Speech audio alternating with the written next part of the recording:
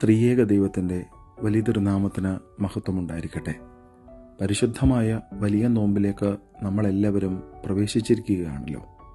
നമ്മുടെ ആത്മാവിനെ ദൈവത്തിങ്കിലേക്ക് തിരിക്കുവാനും ജീവിതത്തെ പുനഃക്രമീകരിക്കുവാനും പരിശുദ്ധ സഭ നമുക്ക് നൽകുന്ന വിലപ്പെട്ട സമയമാണ് ഇത്.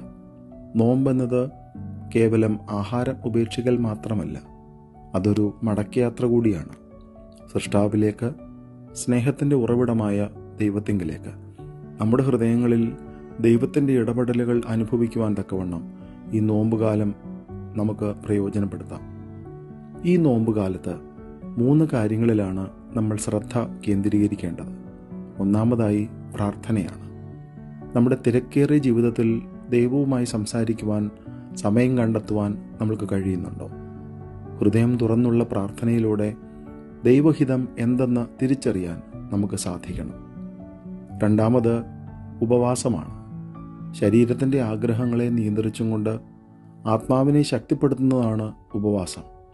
ദേഷ്യം, വിദ്വേഷം, പരദൂഷണം തുടങ്ങിയ കാര്യങ്ങളൊക്കെ ഉപേക്ഷിക്കുമ്പോഴാണ് നമ്മുടെ ഉപവാസം പൂർണ്ണമാകുന്നത്. മൂന്നാമത് ദാനധർമ്മങ്ങളാണ്. സഹോദരൻ്റെ വിശപ്പും വേദനയും തിരിച്ചറിയുക എന്നതാണ് നോമ്പിൻ്റെ കാതലായ ഭാഗം എന്ന് പറയുന്നത്. നമ്മൾ ഒഴിവാക്കുന്ന ആഹാരമോ പണമോ അർഹതപ്പെട്ടവരിലേക്ക് എത്തിക്കുവാൻ നമ്മൾക്ക് ശ്രദ്ധിക്കണം. അപ്പോൾ നമ്മുടെ നോമ്പ് കൂടുതൽ വിശുദ്ധമാകാം. പരിശുദ്ധ വേദപുസ്തകം നമ്മെ ഓർമ്മിപ്പിക്കുന്നത് നമ്മുടെ ഹൃദയങ്ങളാണ് കീറേണ്ടത്, വസ്ത്രങ്ങളല്ല എന്നുള്ളതാണ്. ആന്തരികമായ ഒരു മാറ്റമാണ് ഈ നോമ്പ് നമ്മിൽ നിന്ന് ആവശ്യപ്പെടുന്നത്. ക്രിസ്തുവിൻ്റെ കഷ്ടാനുഭവങ്ങളെ ധ്യാനിച്ചും കൊണ്ട് അവൻ്റെ ഉത്ഥാനത്തിൻ്റെ മഹത്വത്തിലേക്ക് ഒരുങ്ങുവാൻ തക്കവണ്ണം ഈ 50 ദിനങ്ങൾ നമ്മൾക്കെല്ലാവർക്കും തുണയാകണം.